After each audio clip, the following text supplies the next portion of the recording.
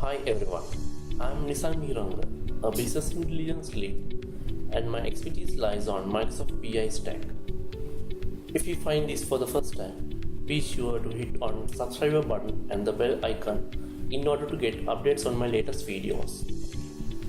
Let's move on. In this video, I am going to talk about best practices to follow when importing data into the SQL Server Analysis Services Tabular model.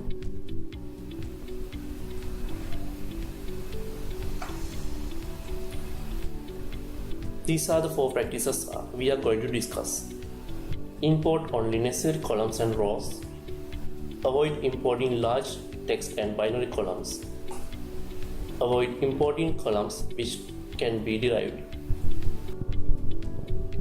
Raise the data granularity when the details are not required. First practice. Import only necessary columns and rows. In SQL Server Tabular database is built using in-memory database technology. After you process the model, all your data will be resides inside memory. So it is really important to limit the data which is not interested by the business user. For example, data like lineage columns we can avoid during the process of importing.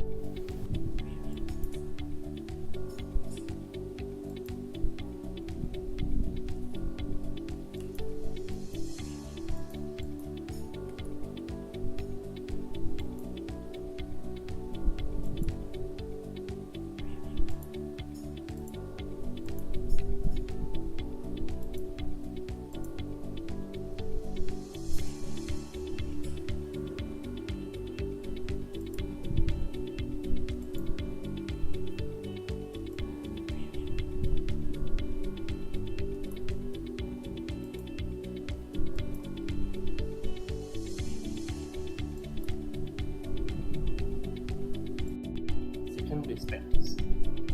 Avoid importing large text and binary columns. Sometimes you may have large text fields like varchar max or binary data types in your source data.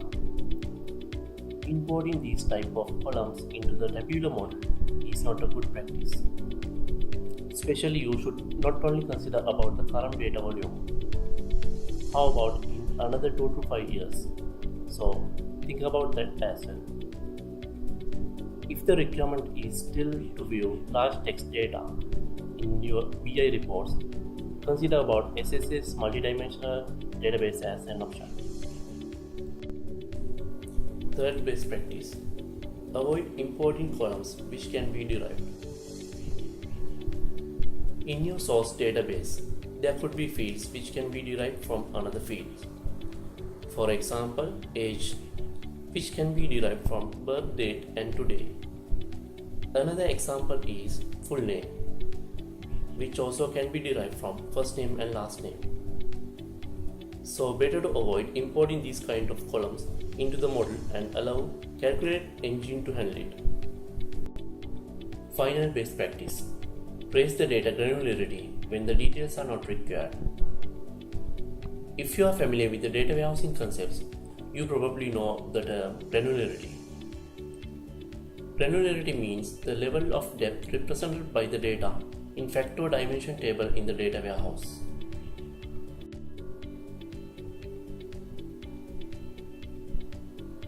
For example, in finance, budget data granularity goes up to month level in most of the data warehouses, whereas actuals store at date level.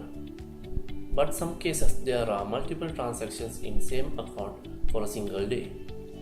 In such cases, you can negotiate with the business and raise the actuals granularity to date level by aggregating multiple transactions for a day.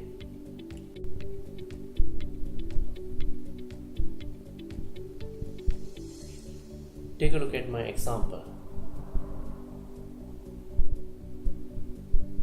Remember the fact business intelligence solutions are meant to provide the insights of the business to help taking better decisions in future. Sometimes the same granularity as the source might not require in your solution. Thanks for watching this video.